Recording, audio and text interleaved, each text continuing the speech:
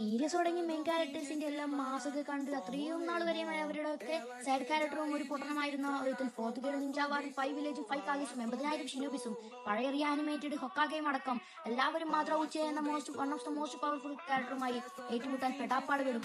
ഓട്ടെ, നായകനായ നെറൂട്ടോ പോലും പരാജയപ്പെട്ട സമയത്ത് ഈ മനുഷ്യൻ അസ്വാൾട്ടായി വന്ന് മാത്ര ഉച്ചയോട് ഫൈൽ ചെയ്യാമെന്ന് പറയുകയാണ്.